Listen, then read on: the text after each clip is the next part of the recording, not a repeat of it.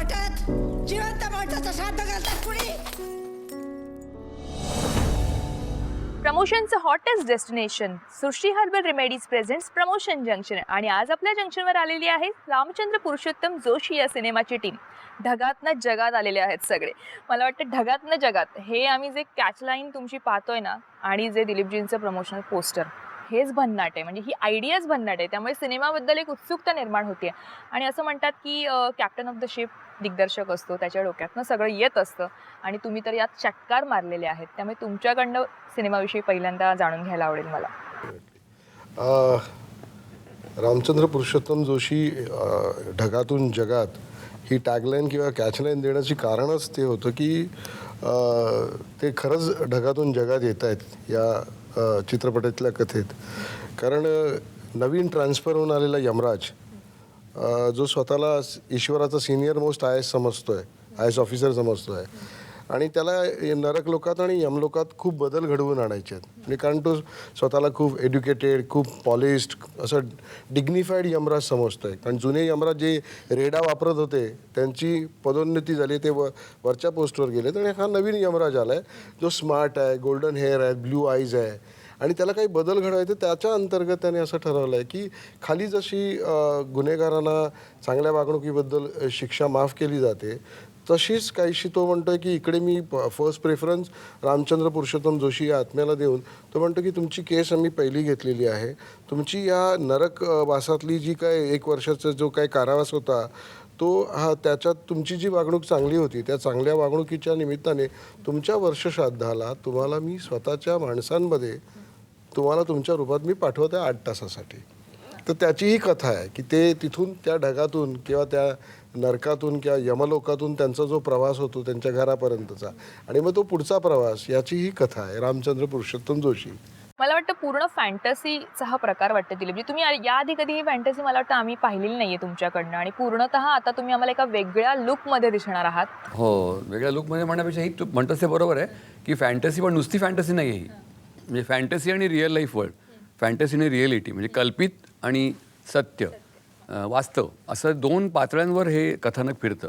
त्याच्यामुळे मला करताना खूप मजा आली. मला ते हा प्रकार सगळाच वेगळा होता. म्हणतेस ते बरोबर आहे, या प्रकारचा मी कधी रोल केला नव्हता की एकाच वेळेला तो अशा कल्पित आणि अद्भुत जगात पण वावरतो रामचंद्र पुरुषोत्तम जोशी, आणि पहिल्या वर्षश्राद्धाला तो खाली येऊन आपल्या फॅमिलीची, कुटुंबाची काय हाल हवाल आहे आपण गेल्यानंतर हे बघतो. मी बायको काय करते, मुलं काय करतायत, आणि त्याला एकूण बघून परिस्थिती धक्का बसतो या सगळ्यात. 8 तासाची मुदत आहे आणि त्याला एक यमदूत घेऊन आला आहे, जो दीपक शिर्केने यमदूत साकारला आहे.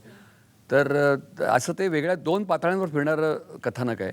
त्याच्यामुळे मला जरा उत्सुकता आहे ते कसं रिसीव्ह होतं मी 2 पातळ्यांवरचं कथानक.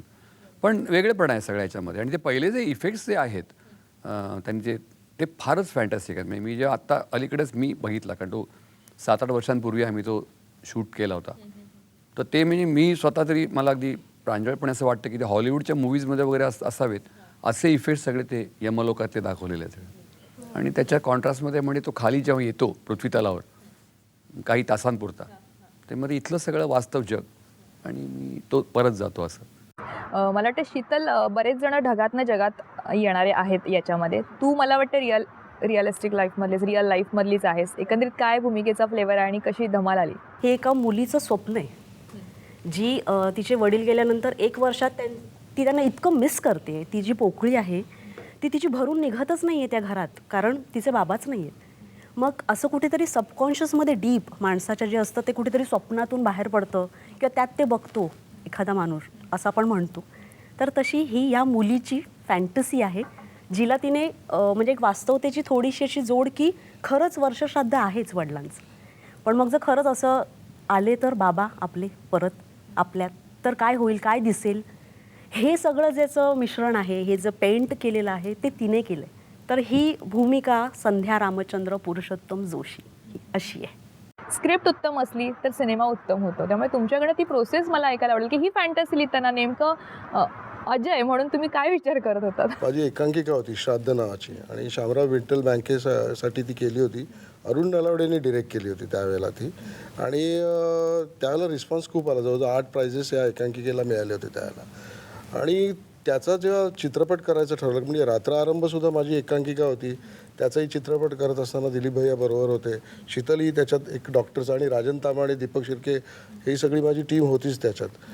हे जेव्हा करताना असं मला त्याच्यात ज्याला चित्रपट दिसायला लागला त्यावेळेला प्रवास सुरू झाला, ज्या वेळेला माझ्या कथेचा चित्रांच्या भाषेत, आता ही कथा सांगायची आहे मला, आणि चित्रांच्या भाषेत त्या तुकड्या तुकड्यांमध्ये लाखोच्या पीसेसमध्ये जेव्हा प्रेक्षक ही कथा पाहतात त्यावेळेला त्यातली पात्र जी आहे ती ट्रॅव्हल करत असतात तुकड्या तुकड्यातून, ती मला दिसायला लागली होती. म्हणजे रामचंद्र पुरुषोत्तम जोशी, तो यमलोक, नरकलोक, कोणी बघितलं आहे यमलोक आणि नरकलोक? मला नाही वाटत की कुठलाही माणूस परत येऊन सांगितलं आहे की मी नरकातून आलो आणि नरक असा आहे किंवा यमलोक असा आहे असं. त्यामुळे एक वेगळ्या पद्धतीचं एक जग असेल तिथे त्या ठिकाणी, आणि तिथून हे जे आत्मे आहेत ज्यांना शिक्षा भोगायला, म्हणजे हा नवीन यमराज सांगतो आहे की हे ॲक्च्युली प्युरिफिकेशन सेंटर आहे. इकडे जे काय तेलात टाकणं, आगीवर जाळणं किंवा सुळावर चढवणं, हे असल्या ज्या शिक्षा आहेत त्या जुन्या यमराजाबरोबरच गेल्या आहेत. मला काहीतरी नवीन करायचं आहे, प्युरिफिकेशन सिटी आहे. आमच्या इकडे आम्ही सायंटिफिकली म्हणजे ते रामचंद्र पुरुषोत्तम जोशींना तो दाखवतो सगळं, तेव्हा ते विचारतात सुद्धा त्याला की तू काय मला कामाला ठेवणार आहेस का, मला एवढी माहिती देतोयस ती. तर तो म्हणतो नाही की मी कसा आहे, ॲडव्हान्स आहे, मी माझी वोकॅब्युलरी कशी चांगली आहे, हे त्याचा सांगण्याचा प्रयत्न असतो.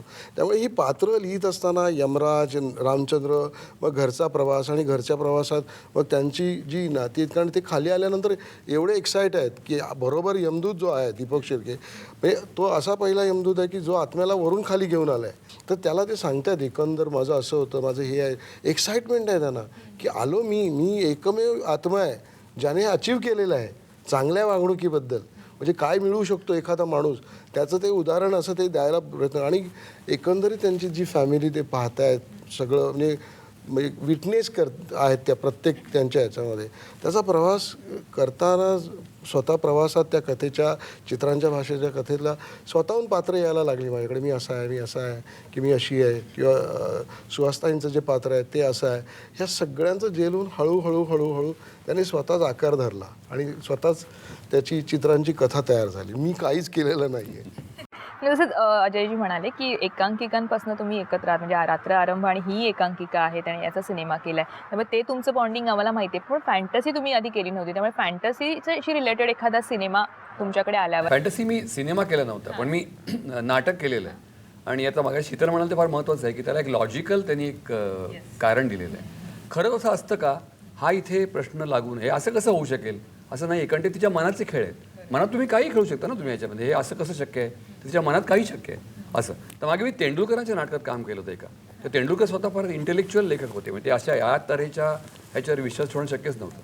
पण त्यांच्यामध्ये चक्क मी त्या नाटकामध्ये विठ्ठला नावाचं नाटक होतं, त्याच्यामध्ये मी आणि भूत होतो. आणि त्यात प्रस्तावामध्ये मी तेंडुलकरला लिहिलं होतं की मला अद्भुताची पहिल्यापासून आवड आहे म्हणून. तशीच ती बाकी माझ्या पणकेकरला पण आहे. त्याच्यामुळे अद्भुताला ते फार मला महत्त्वाचं वाटतं की त्याला त्यांनी एक तार्किक हे दिलेलं आहे कारण, की बघा काय असं कसं घडू शकतं, तर तिच्या मनाचे खेळ आहेत ते असं. हां, तू म्हणाल ते बरोबर आहे की याच्यामध्ये रात्र आरंभमध्ये मी याच्यावर काम केलं होतं. आणि रात्र आरंभ सुद्धा खूप गुंतागुंतीचं ते कॅरेक्टर होतं. ती व्यक्तिरेखा खूप गुंतागुंतीची, कॉम्प्लेक्स अशी होती. ती स्किझोफ्रेनिक पेशंट होता तो, म्हणजे तो दुभंग व्यक्तिमत्व. मग एका वेळी तो खूप कुटुंबवत्सल, फार सच्छील, सभ्य असा माणूस आहे, आणि दुसऱ्या बाजूला किंवा दुसऱ्या वेळी तो वेगळ्या स्वतःच्या कल्पना विश्वात रमणारा आणि प्रसंगी तो क्रूर होणारा असा भयंकर संशयी, अंध असा तो स्वतःला इमॅजिन करतो त्याच्यामध्ये. असं दोन्ही ह्याच्यावर तो जगतो. इथे जसं मी दोन जगात जगतो, फॅन्टसी आणि रिअलिटीमध्ये, तसं त्याच्यामध्ये तो आपल्या स्वतःच्या आयुष्यामध्ये त्यात पुन्हा कल्पित आणि वास्तव असं दोन त्यांनी केलेलं आहे. आणि मग त्याच्यात तो इमॅजिन करून आपल्या खऱ्या मुलाचा, आपल्या कल्पनेतल्या विश्वातल्या कोणतरी आपला जीव घेणारा, टपणारा कोणतरी आहे मुलगा म्हणून, त्याला आपण मारतोय सेल्फ डिफेन्समध्ये असं म्हणून स्वतःच्या मुलाचा खून करतो आणि तो क्रिमिनल होतो. तर मला अनेक लोकांनी विचारलं की तुम्ही इतका कॉम्प्लेक्स, मी त्यासाठी मला स्टेटचं अवॉर्ड मिळालं, बेस्ट ॲक्टरचं, फिल्मफेअर अवॉर्ड मिळालं त्या रोलसाठी. तर मला तुम्ही इतका कसा अभ्यास केलात या इतक्या ह्याचा, म्हणजे अशा तऱ्हेच्या माणसाचा, की दुभंग व्यक्तिमत्वाचा, परत तो क्रिमिनल आहे. तर मी त्यांना सांगितलं की मी खरोखरच ह्यातला काही अभ्यास केला नाही. जो अभ्यास केला, जो रिसर्च केला, संशोधन केला, अभ्यास केला, तो सगळा अजय फणसेकरांनी केला होता. आणि मी फक्त त्याला शरण जाऊन त्याने जे सांगितलं ते मी केलं फक्त तिकडे त्या रात्र आरंभमध्ये. पण तो खूप, म्हणजे मी चौकट राजामध्ये पण मतिमंद केला आहे, मानसिक संतुलन बिघडलेला. पण हे अधिक कॉम्प्लेक्स होतं रात्र आरंभमधलं कॅरेक्टर. पण मला मी जे 3 त्याच्याकडे केले सिनेमा, हा 3रा म्हणजे माझी हॅट्रिक आहे. तर त्याच्यामध्ये तिन्ही याच्यामध्ये वैशिष्ट्यपूर्ण भूमिका मला करायला मिळाल्या. हे बरंचसं रिअल लाईफ एक कॅरेक्टर म्हणायला हरकत नाही, की त्याला नॅचरलिस्टिक स्टाईल ऑफ ॲक्टिंग म्हणतात, की म्हणजे वास्तवदर्शी अभिनय शैली अशी इथे आहे. पण आधीच्या 2 आहेत फार वेगळी होती ती. त्यात मी म्हटलं रात्रारंभमध्ये तो जो कॉम्प्लेक्स कॅरेक्टरचा होता, दोभवी व्यक्तिमत्वाचा. आणि एन्काउंटर हा जो सिनेमा केला हिंदी ह्याने, की ज्याला आयफाय अवॉर्ड्समध्ये 4 नॉमिनेशन मिळाले इंटरनॅशनल इंडियन फिल्म अकॅडमीला. तर त्याच्यामध्ये नसरुद्दीन शहाचा मेन रोल होता. तर त्याच्यामध्ये पुन्हा माझी रोल अगदी वेगळी होती. मी त्याला माझं कम्प्लीट रूपच बदललं होतं त्यांनी. मला असं काय म्हणतात त्याला वैचित्र्यपूर्ण आणि असं विक्षिप्त दिसणारा पुनप्पा असा मी केला होता. त्याला मी डेंचर लावले होते, कवळी लावली होती. यमलोक, नरक, यमराज म्हणजे आम्हा माणसांना जे काही माहिती होतं तसं Sometimes you have to face amazing surprises. Srishti herbal remedies presents promotion जंक्शनमध्ये आपण इथे घेत आहोत GST सोबत एक रिफ्रेशिंग ब्रेक.